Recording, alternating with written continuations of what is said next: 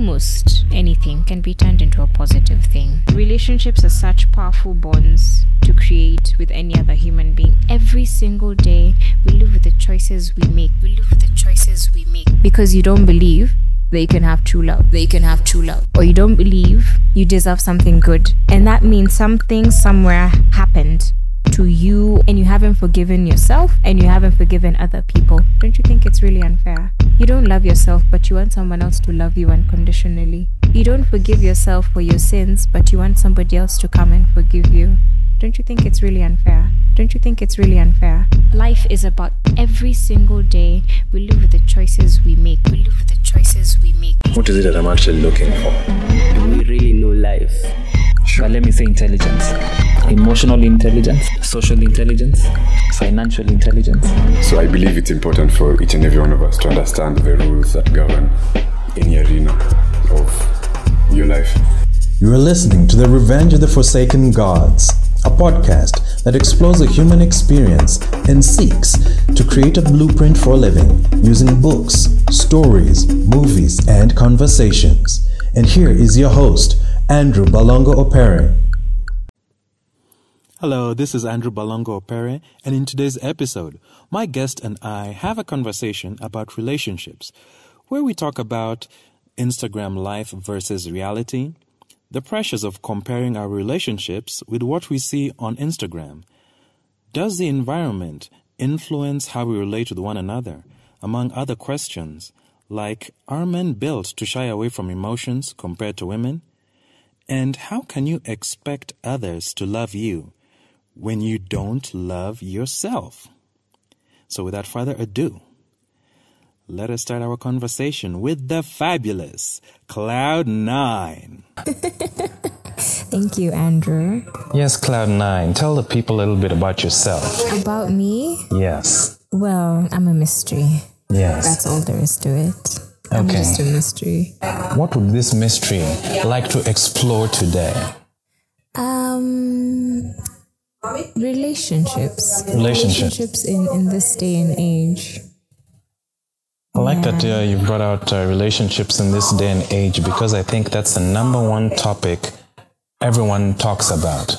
Whether we acknowledge it or not, it is a common factor that we're either talking about how we've been hurt in relationships or how we are having relationships that we are enjoying.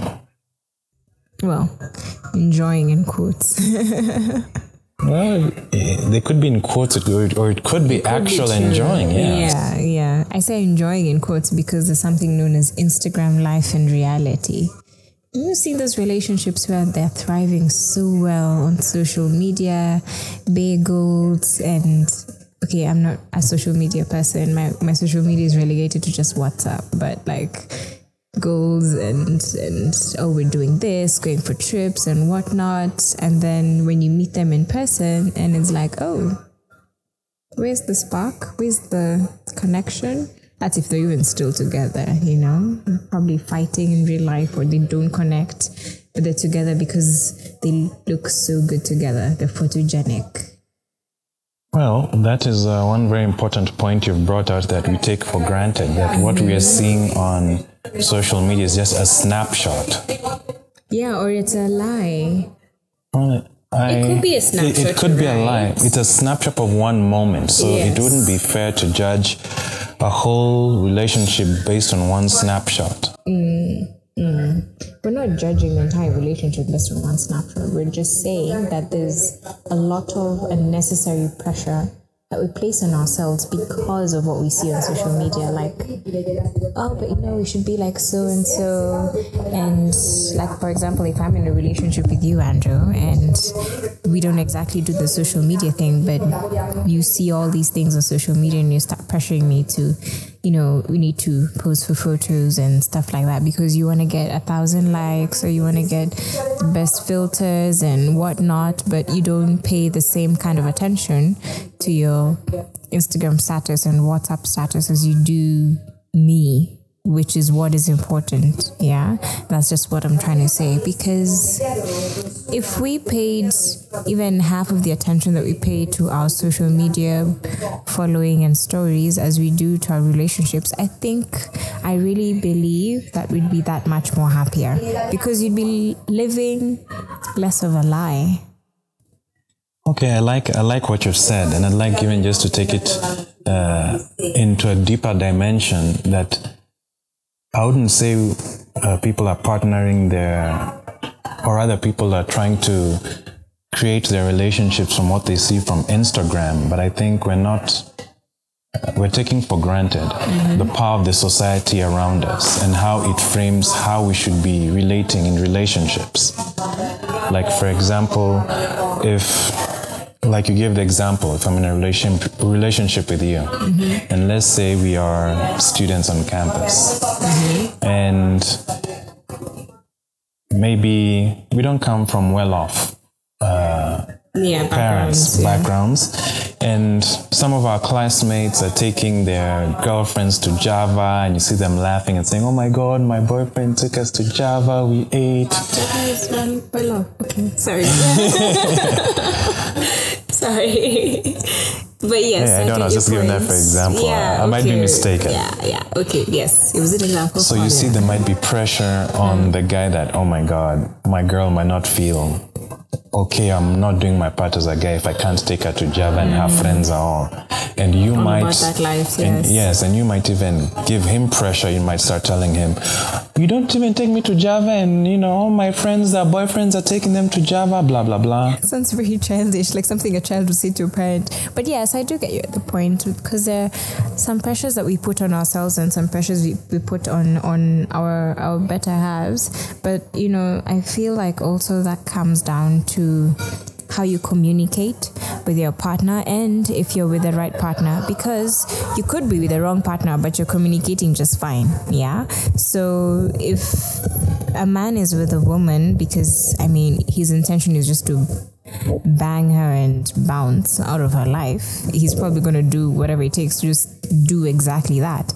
But if she's interested in a long-term relationship or something more solid, something more tangible or long-term, whatever word you want to put in there, then the two are not supposed to be together in the first place. But why did they get together? Maybe because of convenience, maybe there's an initial attraction or a spark that brought them together in the first place. But that's also why you need to have the important conversations in the beginning to avoid hurt, which is what a lot of people don't do, which is why a lot of people get hurt. You hear stories about people getting ghosted. You hear stories about people cheating on each other, people getting together because of money, people breaking up because, we kind of just stopped talking to each other. Why? How should that even happen? Or sometimes it's factors outside the couple's control, like family or friends or peer pressure. Sometimes it's work, unfortunately. You could be seconded off to a different country and the other person may not be able to come because, you're not a spouse or something like that. The relationship is new and you figure, or you're just together because of the simple reason you're afraid of being alone. I know people who, for as long as I've known them, 5 years, months, days, weeks, they have never been single for more than a month. They're always jumping in and out of relationships for the simple fact that they're terrified of being alone. They would rather be even with an abuser than be by themselves, which is really sad because it says something about not being able to love yourself enough to want to spend time with you. We always have external distractions. You're always listening to music or a podcast or reading. You're always doing something to not spend time with yourself and listen to yourself and talk to yourself, which I think is healthy. People say talking to yourself is crazy. I talk to myself a lot. That makes me crazy. Well, normal is boring. So you said you taught yourself a lot. I do. What do you mean by that? Can you share, please? Conversations with myself. I when I'm making decisions, do I really want to do that? Why am I making this decision? Okay, somebody's trying to hit me up and they're trying to start something with me. Is this something that I want? Am I going to respond to this? Am I going to carry on this conversation, or do I nip it in the bud? Yeah. If it's even financial things, did I really have to buy that outfit, or now I was just spending like crazy? Okay, you need to get a hold of yourself and don't be crazy shopping as if there's no tomorrow. Did I have to make that trip to place X? Well, yes, it did me good. You know what? I should do it often. That's the kind of conversation I have with myself. And even the deeper, much deeper stuff about, just my own personal life, relationships, and most importantly, spirituality. Okay. But now I'd like to take you back, because what you've mentioned, having this conversation with yourself, it's known as introspection. Mm-hmm. And looking at the way we grew up, we really didn't get an environment that taught us how to introspect. Mm-hmm. It's pretty much you're being told what to do from the outside. Yeah. You're told when to eat, when to go to school, what activities you're doing. We're hanging out with so-and-so family friend this weekend, blah, blah, blah.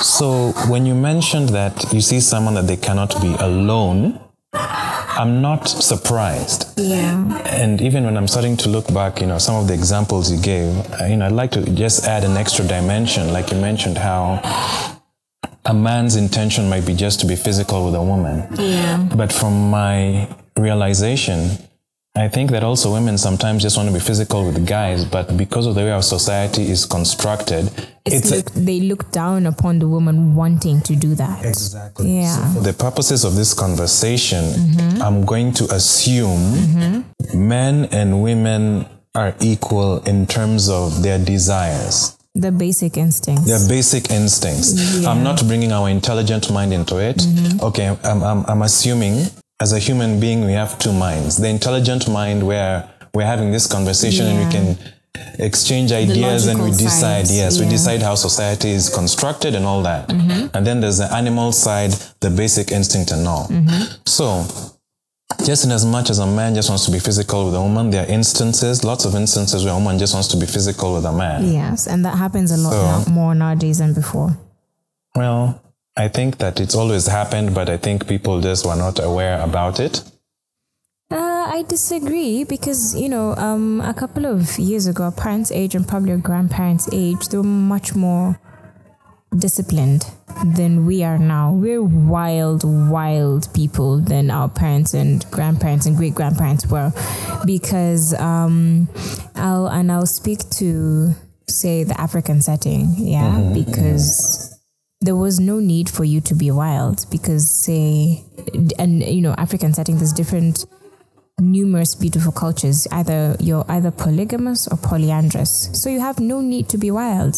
You feel randy, you want another woman and she looks amazing to you, marry her. End of story. But now, where we have most countries that only allow for, the kind of relationships that they allow, you only one man, one woman kind of relationships, unless where religion is involved. So for our Muslim brothers and sisters, where I think it's maximum 5 wives? 4. 4. I think, at least 4 I know of. 4 wives, which still, dear Lord, that man. But yeah,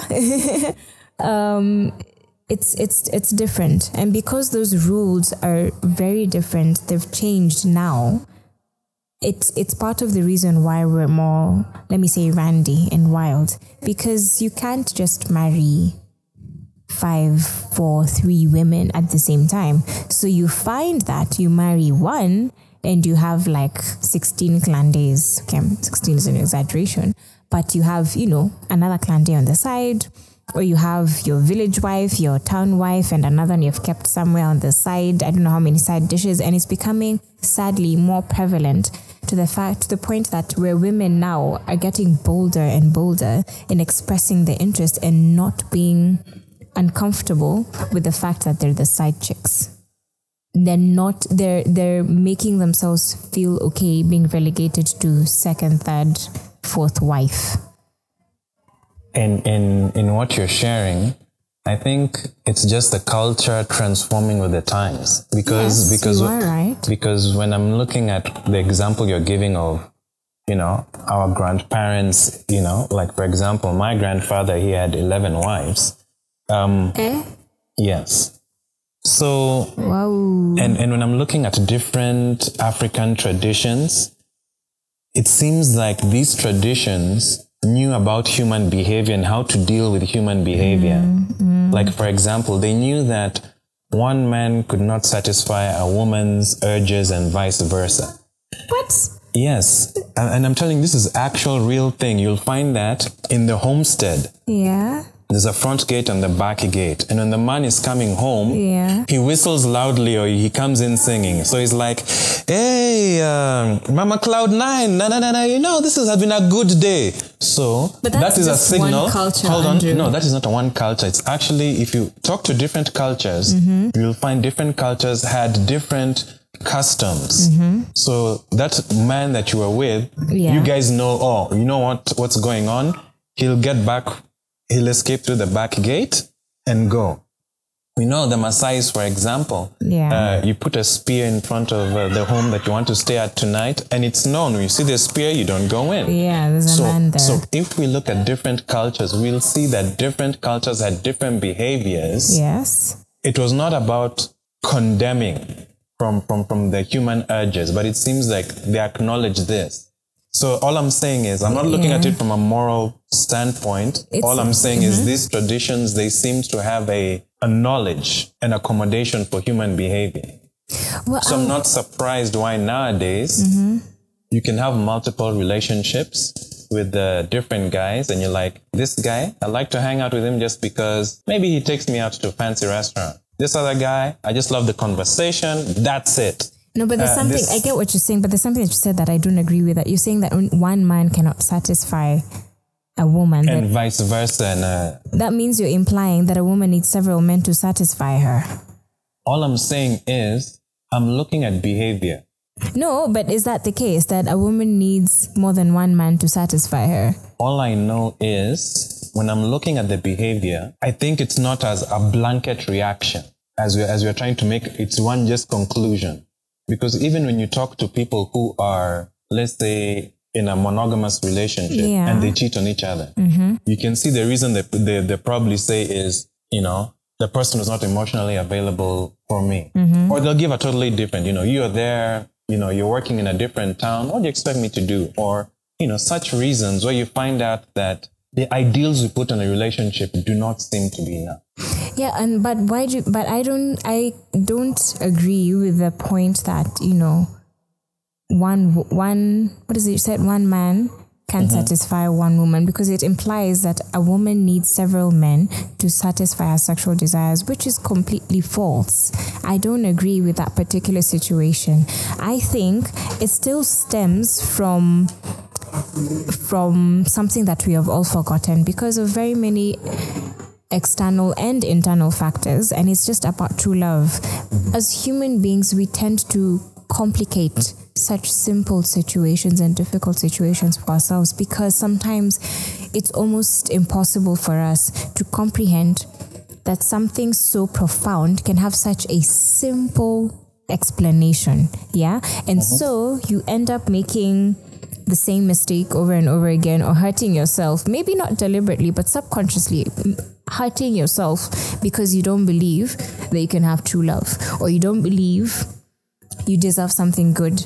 And that means something somewhere happened to you, or maybe people around you, and you haven't forgiven yourself and you haven't forgiven other people. When you let go, you allow positive energy into your life. If you're still holding on to such negative energy and negative feelings, whether they concern you or not, you're going to block off good things coming from you. I'm somewhat of a romantic at heart, and I do believe that true love exists. But for you to find true love, you've got to want it, and to show that you want it. You can't be out here saying, I believe true love exists, but you're just whoring around or breaking people's hearts deliberately. What kind of person does that make you? And I like that question you brought out, because from what I have I've been having several conversations with, psychologists about this phenomenon. And someone who might be indulging in such behavior, they're still looking.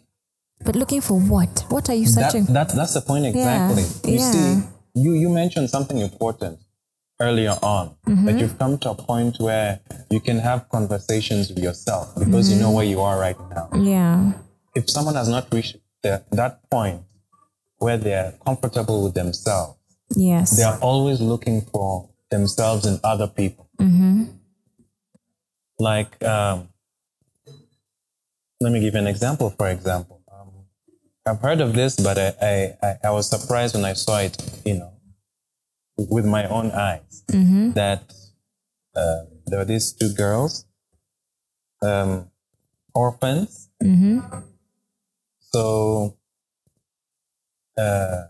apparently, they were sleeping around, and on the surface, people are name calling and everything. Yes. They're just sleeping around, and people are just saying, how can the guys do this? But in conversation with them, you could see that they were looking for something. And their backstory came that they were orphans, and that just from my piecing two and two together, I saw that they were trying to look for that male connection, that male father figure. And for those of us who've grown up in and I'm not saying normal households, because every household has its own version of normal. We take for granted that just the fact that we have that male presence who was present for us.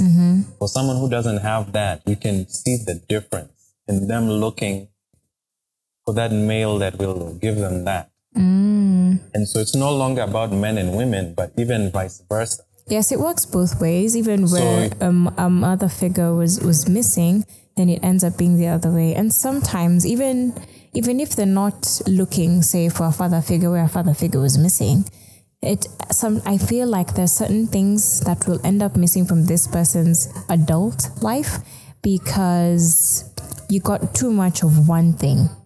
And it's not a terrible thing, and it's not a critique to how you were raised. It's just a pointer to the fact that you're going to miss on one thing. It's like reading, it's like the news. They say that there's 3 sides to every story. His side, her side, the truth. Yeah? So if you grow up leaning towards one side and knowing only one thing, then you're missing out on the other side of life. Whether or not you acknowledge it, that's just what it is. Now, the point comes when you acknowledge it and you know that is something that you're missing, and how you react to it, or rather what you choose to do about it. Do you choose to look for it in other people? Do you seek it in yourself? Do you turn it into a positive thing? Because I believe anything, almost anything can be turned into a positive thing. Yeah. Yeah, I believe that too, and I think that our lives are that search to get to where we need to be, our full selves. And it seems that relationships are a way of reflecting back to us where we are at that particular time. Yeah, because most people, and there's some who are actually even afraid to admit it, that you want a companion. And some are afraid to admit it because of, they've been hurt more times than they probably should have, more times than they can count, and they've hurt back, or they've hurt back without being hurt in the first place because they're afraid. Sure. Yeah, and so it's more like a retaliating. Yeah. And if you retaliate, then it just doesn't quite work, because then you're not going to find somebody who's going to be suited for you. And if you do find them and you hurt them, what is the purpose? Sometimes your true love is just there, right next to you, but you're just being an ass. I agree. And I find this happening both to men and women. Yes, yes. That you're so hurt in the past that you have your true love right in front of you, but you're missing it out. In fact, I remember I saw this quote. meme. Yes, I saw this quote Yeah. by Julia Roberts. Okay, it's attributed to Julia Roberts. I don't know if she actually said it. I don't think she did. It says, women, you are not rehabilitation centers for badly raised men. It's not your job to fix him, change him, parent, or raise him. You want a partner, not a project. Preach, preach, preach. And I have no... I know she's speaking to women, but it goes both ways, even for men who are in relationships with women who are quite obviously and so hurtfully mistreating them to the point that they don't leave them. Because I know sometimes people misuse this love thing. Oh, but I love him. Oh, but, you know, I love her. And, you know, when you love someone, you don't just leave them. Fine, but recognize when it's a two-way street and when it's a one-way street. Yeah, some people are very callous and manipulative. I know that this man loves me and he will take just about any kind of nonsense from me and I'll get away with it and he won't go. And that's what people do. And that's how sometimes we end up even raising or having situations whereby it's an abusive relationship.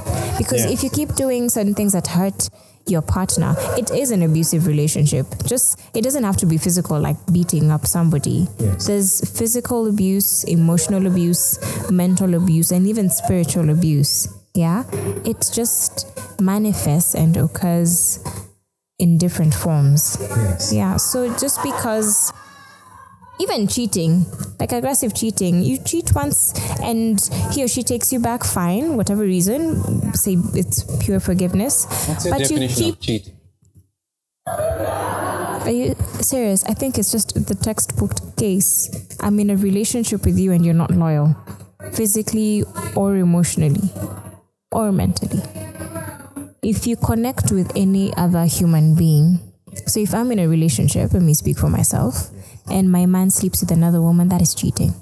If I'm in a relationship and my man connects with another woman emotionally, you just get attached and he starts telling her things that he wouldn't tell me, and you're not family, that is cheating.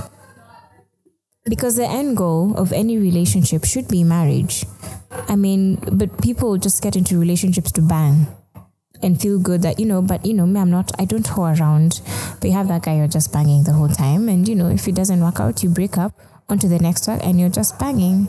In the end, you have a series of endless lovers, and that has its consequences. Okay. No, I like, the reason why I asked you that is because, you see, I like the way you've been very explicit to show the depth, or rather the level, to the extent that you identify this as cheating. Yes. So then after one has done that, you see, it's now easy for both partners to know when they've crossed the line. Yes, because your boundaries need to be set from the beginning. Fortunately, what I've noticed is people do not have honest relationships with one another. When I say that, okay, I should not generalize, but I do notice in some instances, in the conversations in relationships, there tends to be an overemphasis on women's needs and not men's needs. Yeah. So like, for example, men do have emotional needs, and you'll find that women are like, really? Men have emotional needs? And that's a really shallow way of thinking. Yes, it is a shallow way of thinking. But if you look at the magazine that we have, Parents Magazines, Cosmopolitan. If you look at the newspapers, the pullouts that are in the middle, on Fridays, Saturdays, Sundays. Dr. Love, was it Dr. Love or what? That guy for Mganga and Q&A, and he gives out this absolute nonsensical advice to people. Exactly. Is that supposed to be a joke section? Because sometimes it's just atrocious what he says. So now imagine you're growing up in such an environment. This is what is informing you. This is how relationships are supposed to be. Oh my God. And that's your reality. And that means there's a whole generation that has been raised as toxic human beings. Yes. But what happens to these toxic human beings if they don't even recognize that they're toxic themselves? So how do you recognize that you're toxic if you have no environment, nothing in your environment showing you the truth, or even examples of true love like you mentioned? But I feel like that's why the universe is so big. And there's a saying in Swahili that says, asiyefunzwa na mamaye atafunzwa na ulimwengu. That's so true. And the interesting challenge that I have with that quote is, yes, the universe will teach you, But because you're unaware of what's the specific lesson you have to learn, you'll find out you're repeating the same lesson so many times until you get it. We could be so hard-headed that we won't get it. You're attracting the same toxic person. Yes. And for then people it's like, who, yes, because I hear, you hear people saying, I don't know why I attract abusive men in my life, or I don't know why I attract chicks that always cheat on me, or I don't know why I attract gold diggers, or I don't know why I attract. Is it something I give up? Is it the way I smell? Is it something that I do? And subconsciously, it might turn out that it's something that you keep doing, but you're not aware of.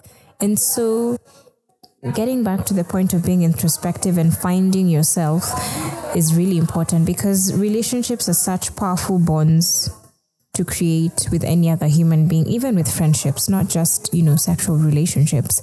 But if you don't know and don't accept and don't love who you are, why and how would you expect another human being to do that? Don't you think it's really unfair?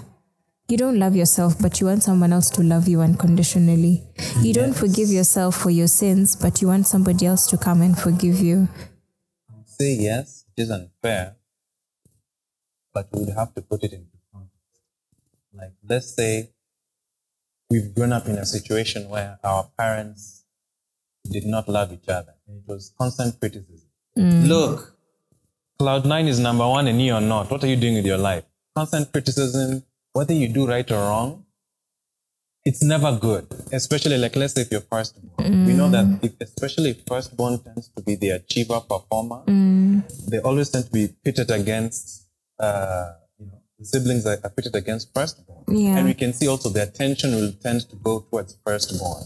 I get what you're saying and your example, but yes. I don't also feel that, because you've mentioned you always keep going back to parents and how you were raised and all of that, and that's all fine. It's just one factor out of the very many things that go into the component. So it's not just sometimes it has nothing to do with how you were raised or who your parents were.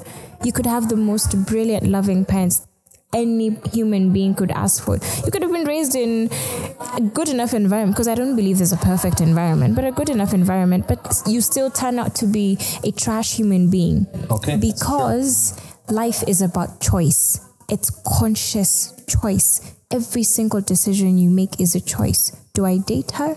Yes. No. Do I sleep with him? Yes. No. Do I hurt her? Yes. No. Okay, I didn't know I was hurting her, but now she has told me. Do I keep doing it? Yes. No. Do I call this guy? Yes. No. Do I cool affair? Yes. No. It's a choice that you make. It can't always be, oh, it's because my parents, oh, it's because I was raised in this environment, oh, it's because I feel like that's also just too many excuses. When you're an adult, there's a healthy amount of decisions that you make that are your own. The things that influence why you make those decisions, it's only a tiny bit that influence your character. And they influence your character because you have grown up doing something over and over again, or seeing something over and over again, or because it's what you were taught. No matter where you were raised, whether you were raised in a monastery, home, in a campus, in a boarding school, it doesn't matter. But when you become an adult, you have a choice. You choose to do good, you choose to do bad, and you're able, and the beautiful thing is you're able to identify the difference between right and wrong. So if you keep doing right, are you still going to credit that to the parents or to the adults? Then why is it that when we do wrong, we have to find somebody else to blame other than ourselves? If I choose to love somebody unconditionally, it's because I have made the conscious decision to do so. If I choose to leave somebody, it is because I have made the conscious decision to do so. If I choose to emotionally abuse this man, it's because I know exactly what I'm doing and what it will cost him. I just choose to turn a blind eye. If I'm in an abusive relationship, it is quite clear-cut from the black eye, from the bruises, the broken ribs, and the impaired speech that I am choosing to stay. I might be influenced by emotions, I might be influenced by family, but I am choosing to stay. I'm choosing other people above myself. If I choose to to beat up on this man day in, day out. If I choose to take another life, it is a conscious decision that I make, and you have to live with it. You have to live with those consequences. Every single day, we live with the choices we make. You elect a politician when we live in a democracy. You live with your politicians. You chose them. Or, and I hear somebody probably is going to say, I didn't choose them. In fact, I went and I chose Peter Kenneth. Or I went and I chose, who did Trump run against? He's taken over the news so much, I can't even remember who he was running against. Yes. That other guy, whoever that other person. I chose Hillary. Why should I have to live with Trump? Well, you didn't tell other people what you thought. You could have gotten them on your side. Or sometimes your lack of choice is still a choice. You consciously choose not to make a decision. I'm not going to vote. What difference does it make? The exact difference it makes is that you will not get your 5 stadiums, you will not get your roads, and you'll be swimming to work. That decision to not make a decision is what makes people have the kind of crazy relationships that they have. Whether they're ups or downs, they're beautiful, they're ugly, it is what it is. I love how you've said that, and I can't add or subtract anything from that. I think that's the magic even to true love. It's a choice. Yeah, some people might argue. I personally don't know if true love is a choice, but I do know that friendship is a choice, and friendship is a factor in true love.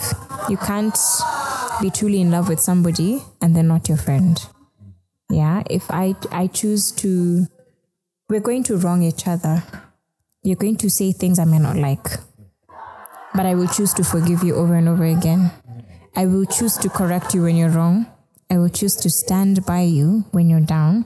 And I will choose to stay when things are good.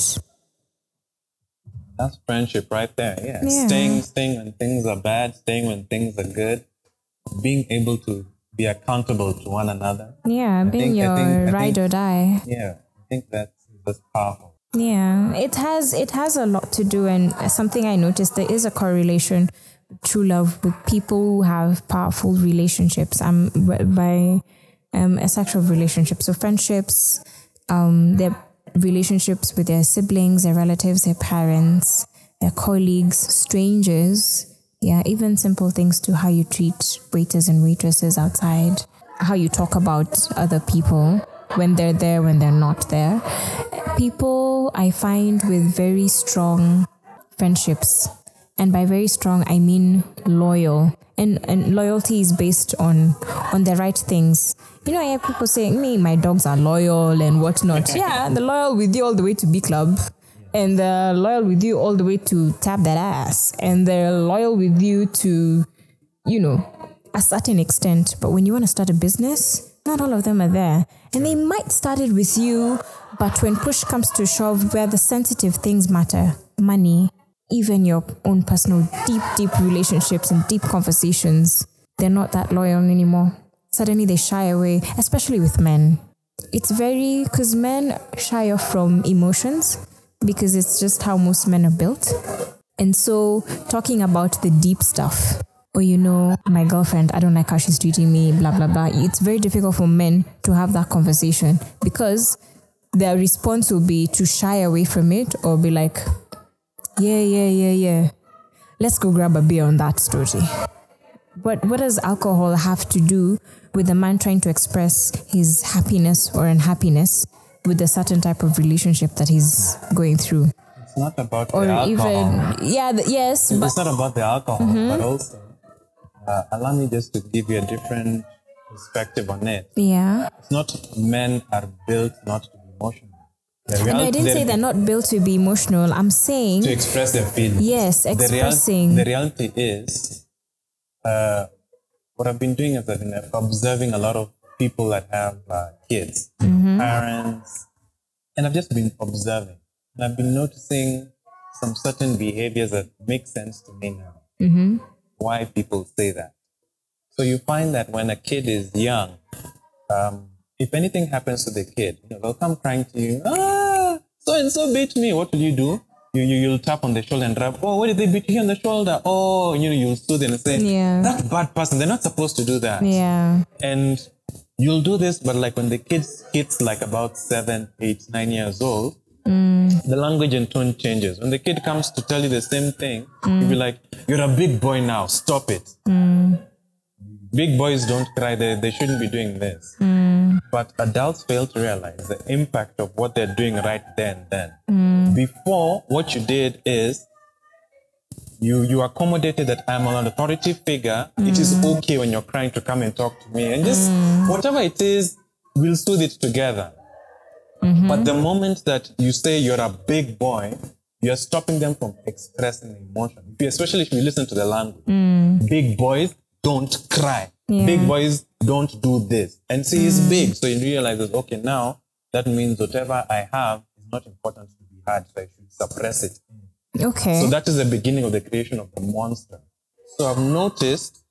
Monster, wow. So I've noticed certain places, like you mentioned, the bars. If I notice what goes on there, these places facilitate conversation where they can open up without judgment, even though they are downing that liquid courage to be able now to say, my girlfriend is doing this, or this is what's going on at work. For a weird reason, I notice people are very explicitly open at bars, especially when they're drunk. They will I don't think it's weird. Hearts. I think it's exactly what you're saying. It's simply liquid courage. I'm not surprised. It's because of liquid courage. But you see, still, the downside remains. They're able to only express themselves when they have liquid courage, and to their boys who they're quote-unquote loyal or loyal just.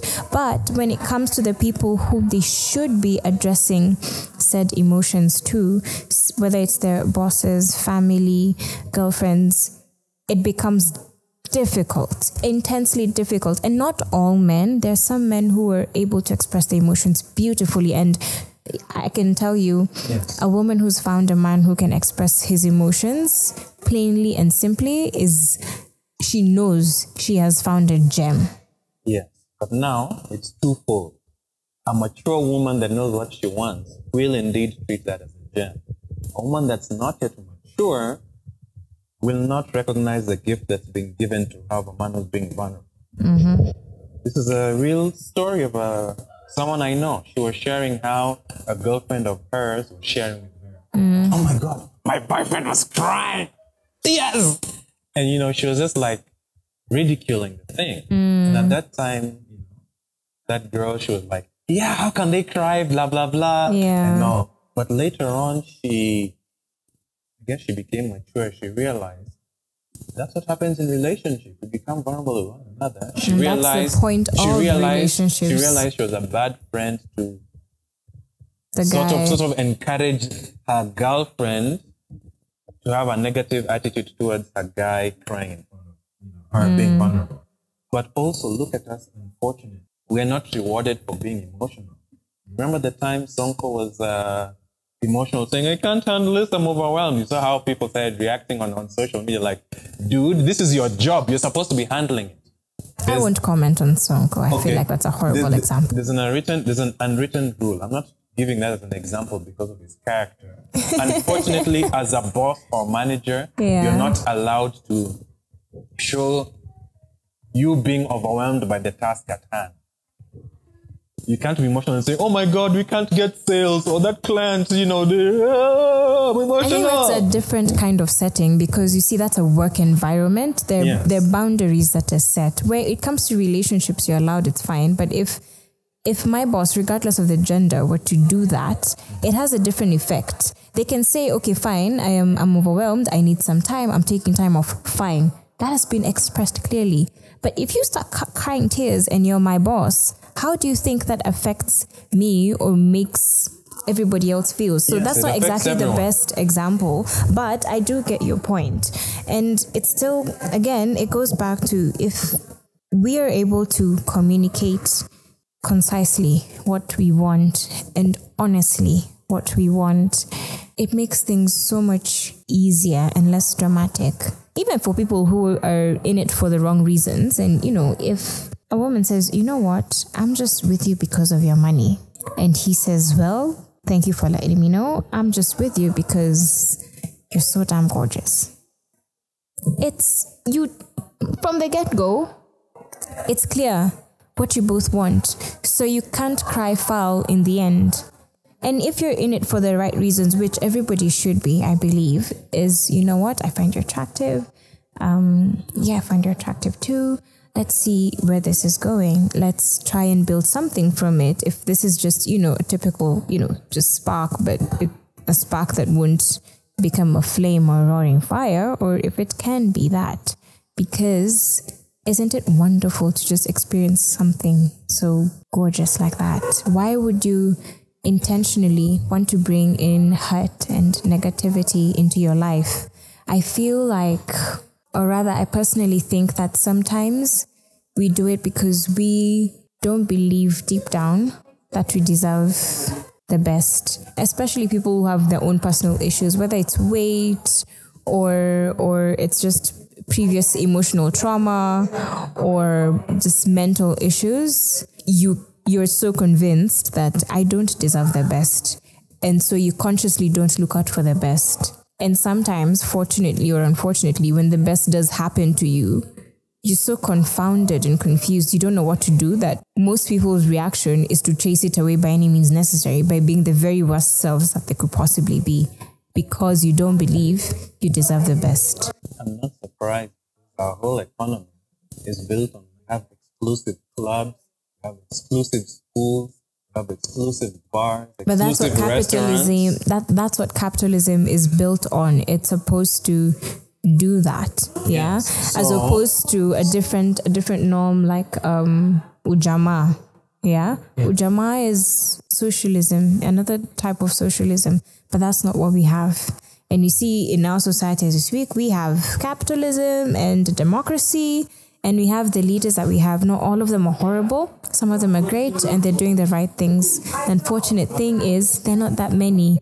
And the few that are doing good are not being highlighted as they should be, because I don't know whether it's a human thing. I don't believe it. But for most people, we seem to thrive on negativity. And that is why even news outlets, the thing that will make the news is something that is the most negative, the most atrocious thing, the saddest thing.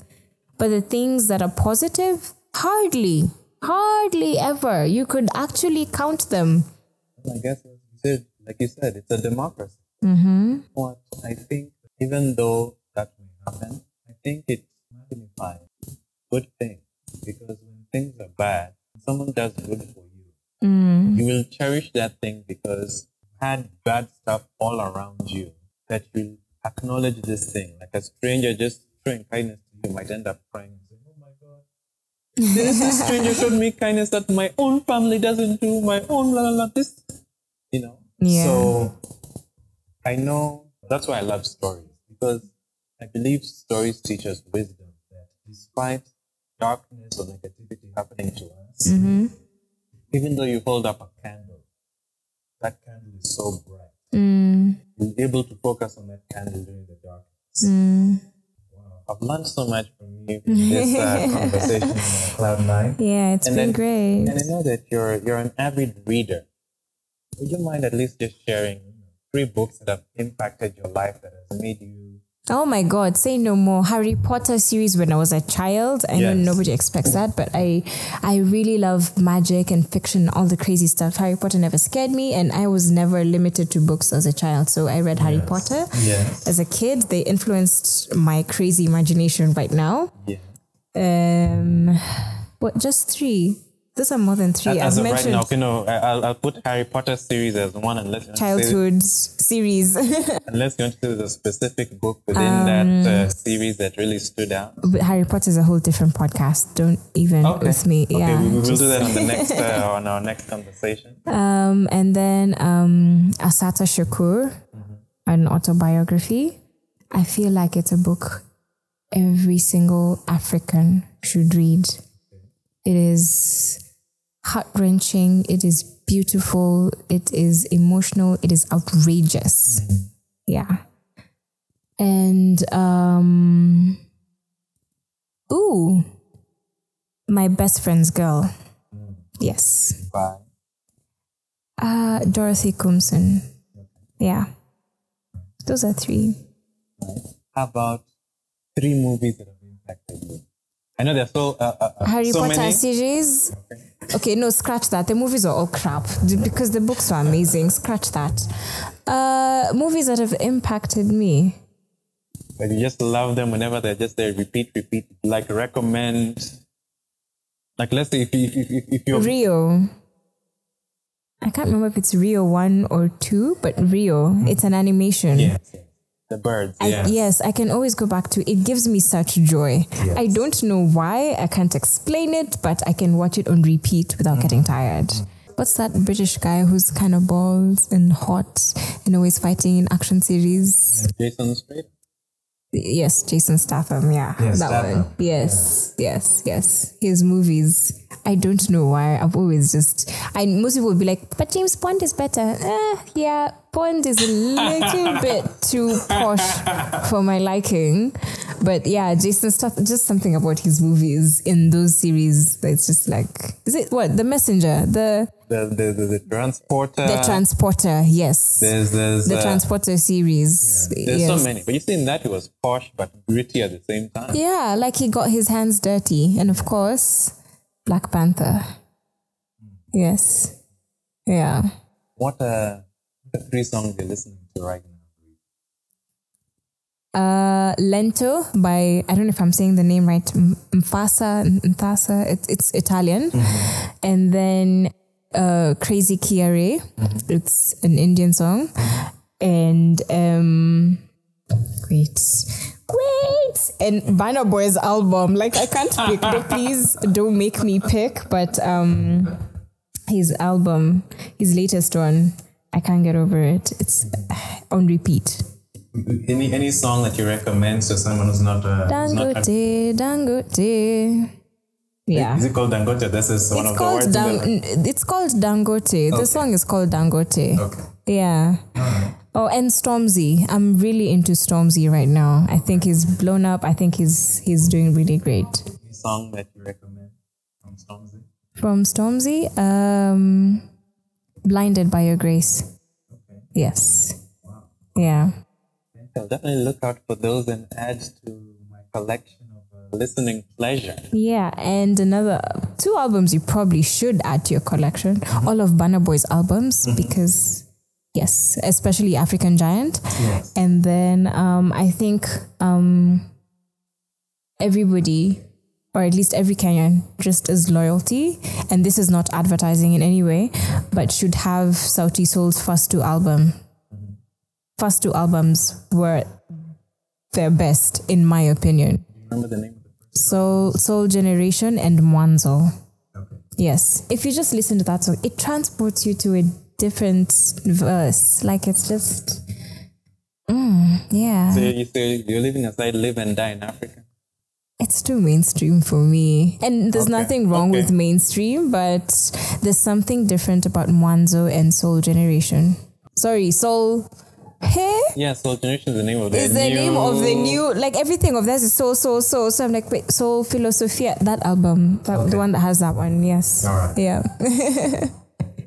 Well, thank you very much for your time, Cloud9. Thank you, Andrew. This was really fun. Yes, I enjoyed it too. Yay.